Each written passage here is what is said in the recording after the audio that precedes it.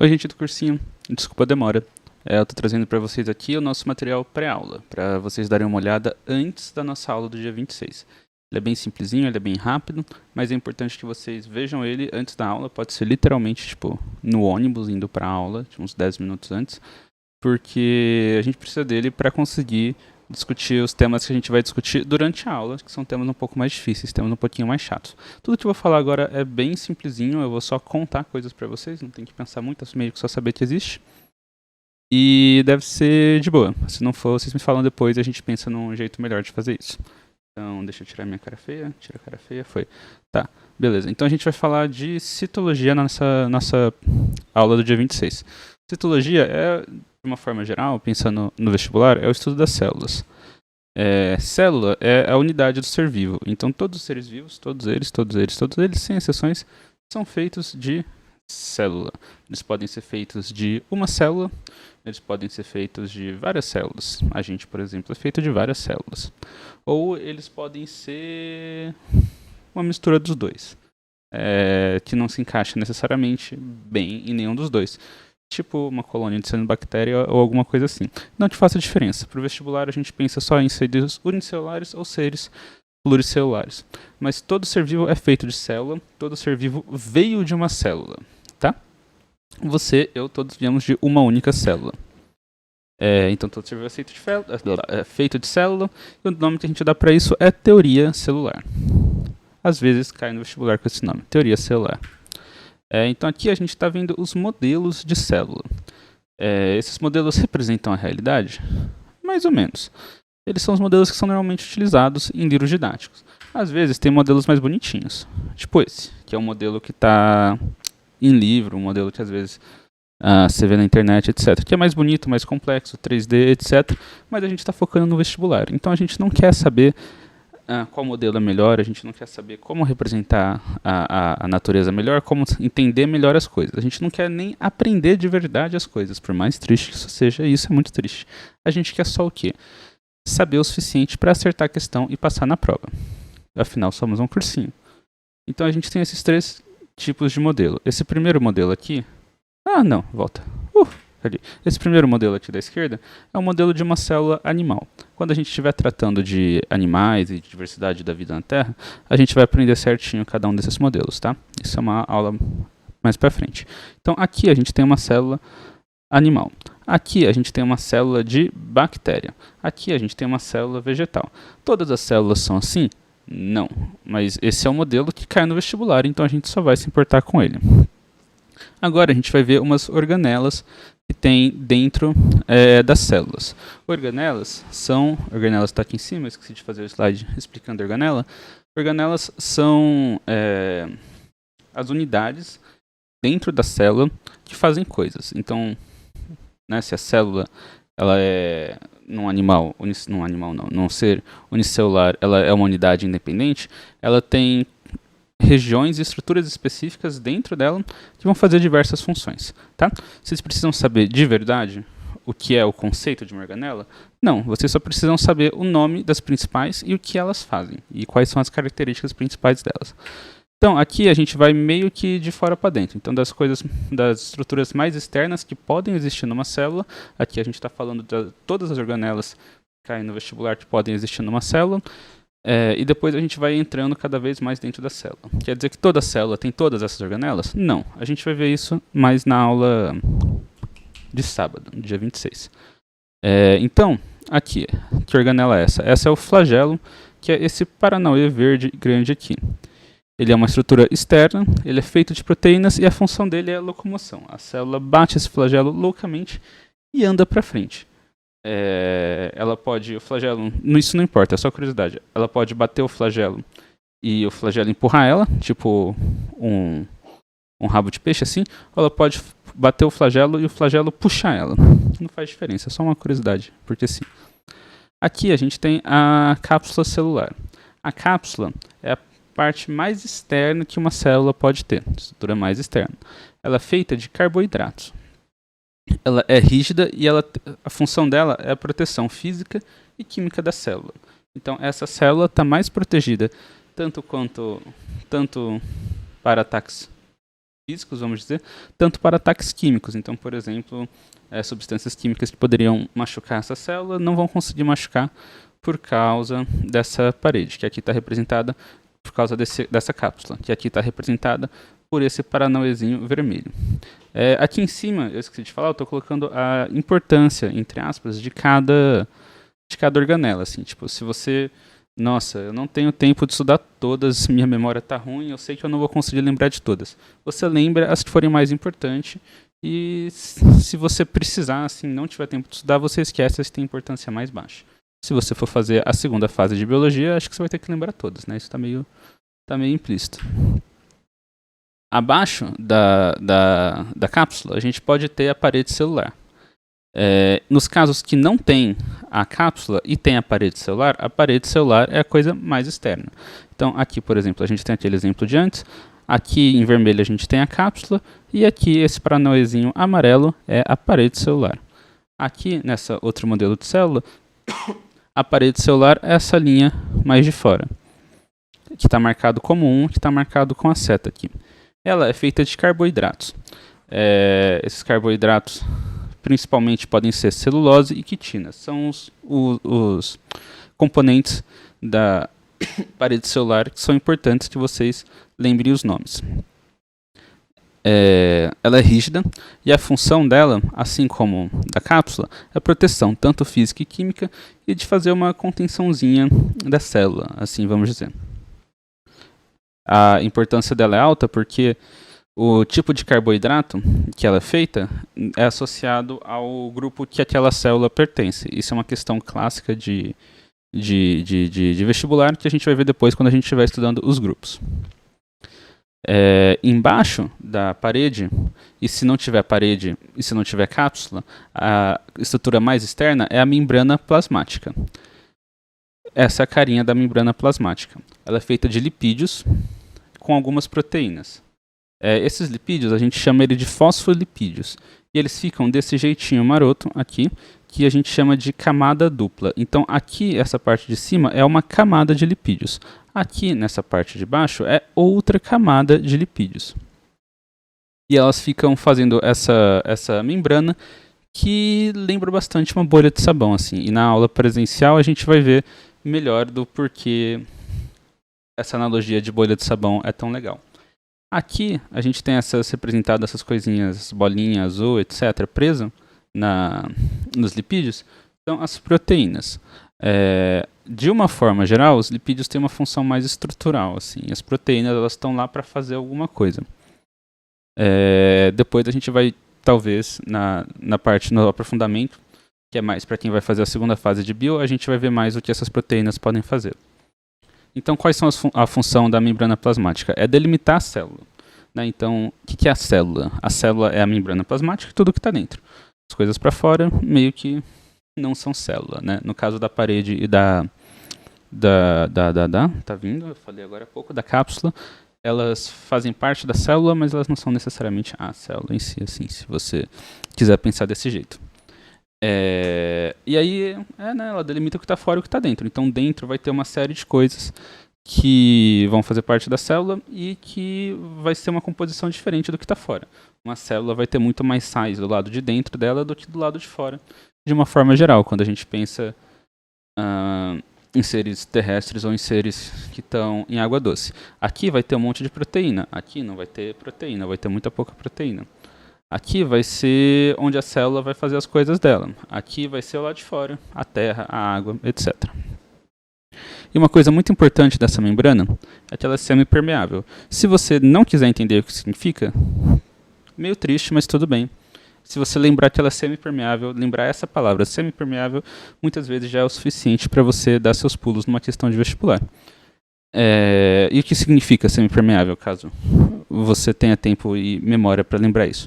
Quer dizer que algumas coisas elas conseguem passar, né? Permeabilidade o jeito leigo assim de quem não é químico, é a forma como o quão fácil são para moléculas passarem através dessa tá vindo dessa membrana.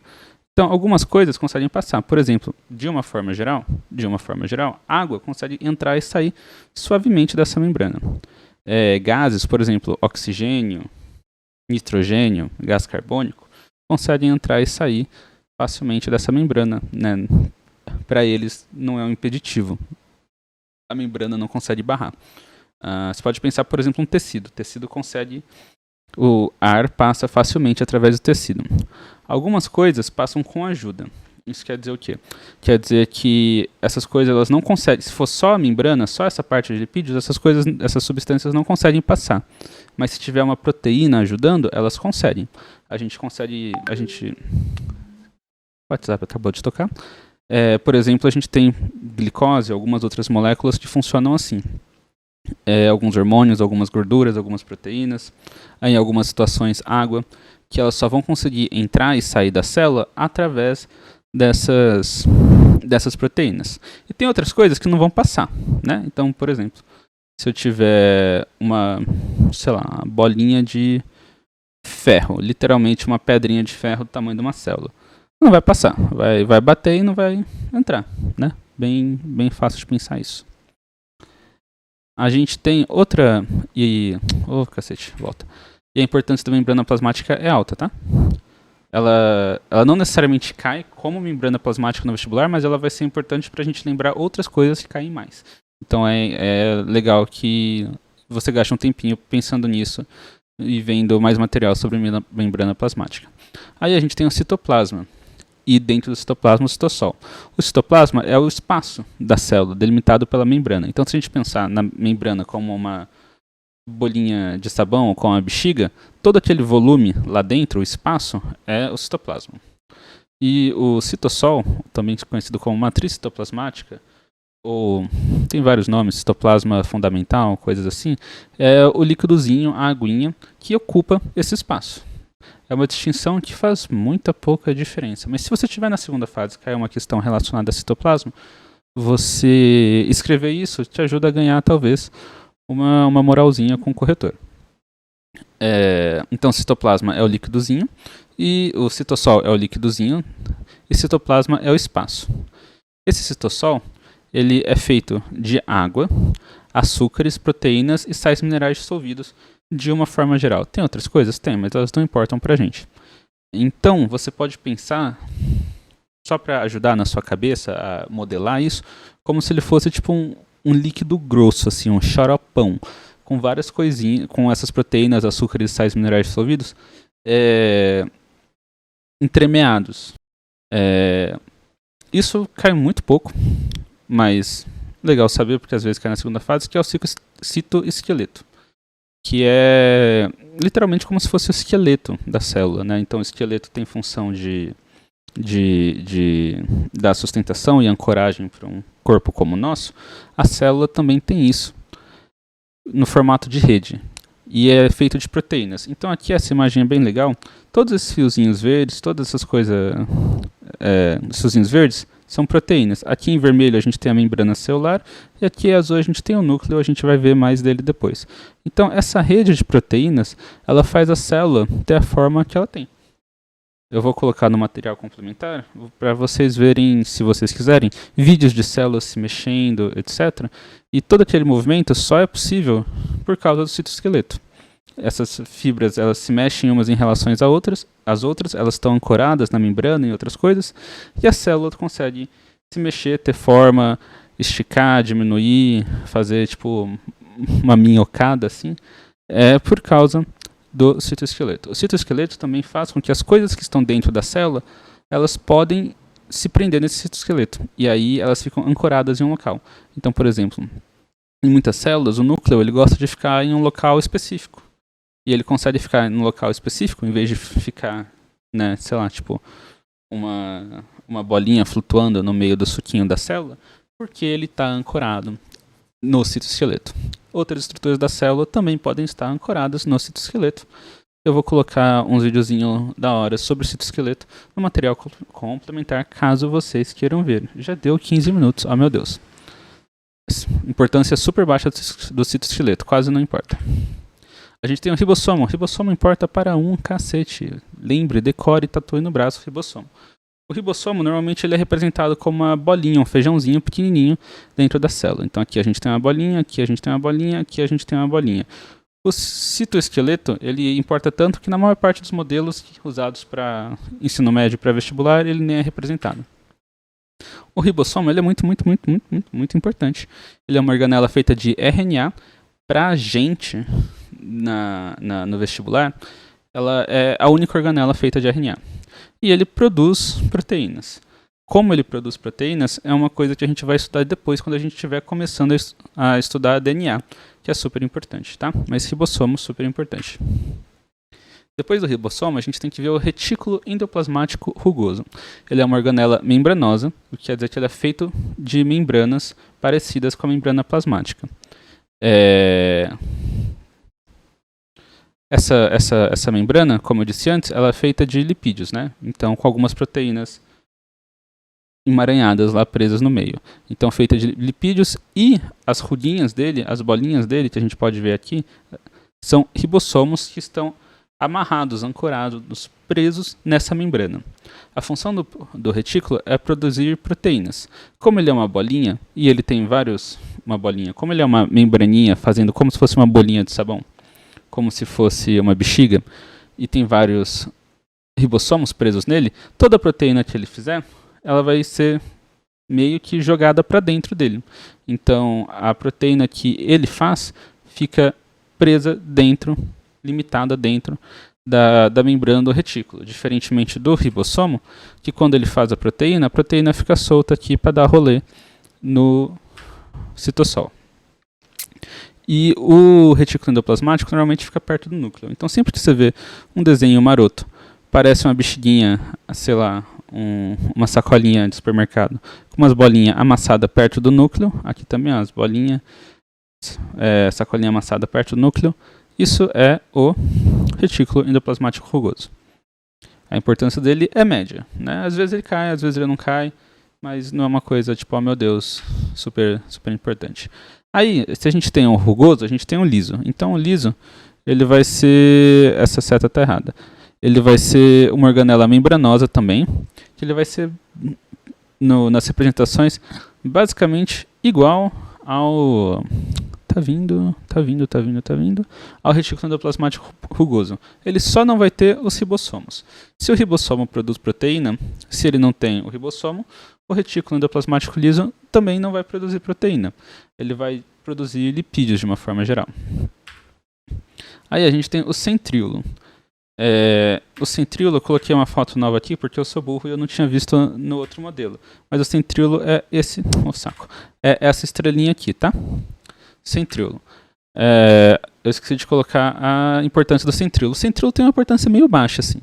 Ele é uma organela proteica, uma das poucas organelas proteicas que a gente vai ver dentro da célula.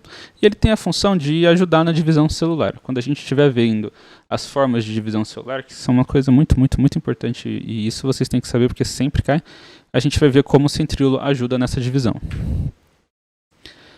A gente tem também o vacúolo. O vacúolo é uma organela membranosa. Então, ele é basicamente uma bolha de membrana plasmática dentro da célula. A função dele, de uma forma geral, é armazenagem, então principalmente de água. O vacúolo não vai ter em todas as células, por isso que ele é importante, porque muitas vezes cai na questão para você diferenciar um tipo de célula de outro, e o vacúolo ele entra nessa diferenciação. Aqui é essa grande coisa azul, marcado de azul porque guarda água, é o vacúolo. Esse desenho, inclusive, eu tirei de uma prova da FUVEST. Tem um avião passando aqui, eu não sei se vocês estão ouvindo. E eu esqueci o que eu estava falando. Prova da FUVEST. Eu tirei de uma prova da FUVEST. Então, esse é bem o modelinho do jeito que cai mesmo. Depois do vacúolo, a gente vai ver o lisossomo, que também é uma organela membranosa. Ele serve para digerir ou degradar coisas que foram englobadas pela célula, ou por coisas de dentro da célula mesmo. Então, aqui a gente tem um lisossomo. A gente vai ver em aula como que a célula faz isso. Mas, basicamente, uma célula, quando ela, abre aspas, come alguma coisa, que a gente chama de endocitose, ela não come essa coisa e ela vai para dentro do citossol da célula, né? Ia ser muito vida louca se a célula fizesse isso. igual a gente tem um estômagozinho, a célula ela vai ter um estômagozinho temporário, que é o lisossomo. E dentro desse lisossomo vai ter uma série de proteínas, de enzimas que vão lá e vão comer essa coisa vão digerir, degradar, quebrar em pedacinhos essa coisa que a célula comeu.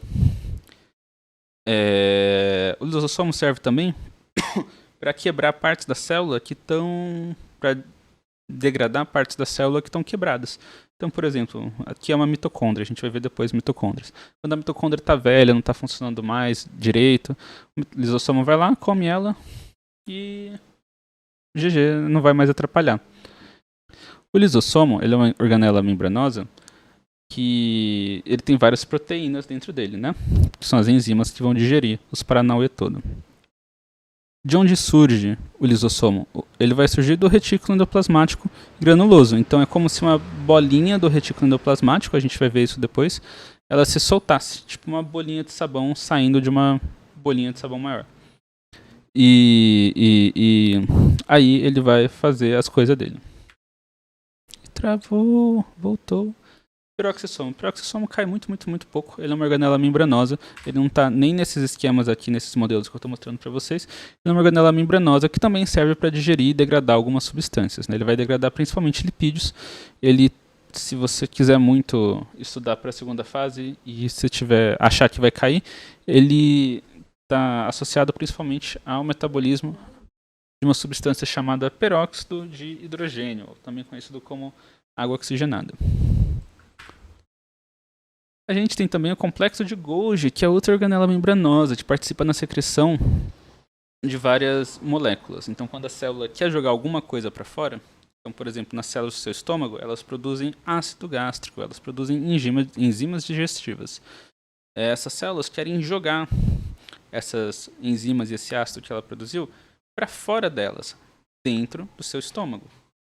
Ela vai fazer isso através do complexo de Golgi. Ele vai participar, então, na secreção da célula. Ele também participa na maturação de moléculas. Então, às vezes, qual que é o nome dessa porra? Tá vindo? Retículo endoplasmático liso. Às vezes, o retículo endoplasmático granuloso, eles fazem uma molécula. E essa molécula ela não está pronta, assim. O esqueleto dela está lá, mas tem que sofrer outras reações químicas para ela ficar no grau para ser utilizada para a célula fazer o que ela quer fazer.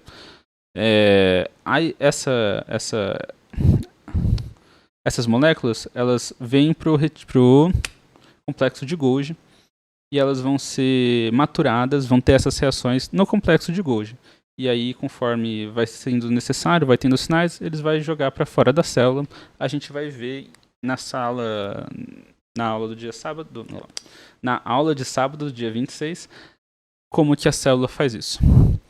A gente tem o núcleo é uma organela membranosa, ele contém todo o DNA da célula, ele normalmente é uma bolinha no meio da célula, bolinha, uma bolinha dentro chamada nucleolo, a gente vai ver isso também na aula do dia 26, ou na aula depois do dia 26. Ele contém todo o DNA da célula, então se a célula tem núcleo, o DNA está dentro dele, certo? Núcleo é bem importante de saber, importância alta. Cloroplasto tem uma importância super alta, porque cloroplasto normalmente está naquelas questões de diferenciar grupos de seres vivos. É uma organela membranosa e ele faz fotossíntese. A fotossíntese é produzir açúcar utilizando luz. A gente vai ver mais o cloroplasto na aula presencial, porque ele é super importante. Tem uma coisa sobre ele que cai bastante. Mitocôndria também é uma organela membranosa. Você pode ver que a gente viu várias organelas membranosas. Ela faz respiração celular, ou seja, ela pega açúcar ou gordura e produz energia. Energia entre aspas, porque é energia química, né? Não é energia livre. E a gente vai ver também mais a mitocôndria na aula presencial. E é isso, gente. Desculpa demorado, acho que deu mais ou menos 25 minutos dessa aula. Vocês podem assistir em velocidade 2.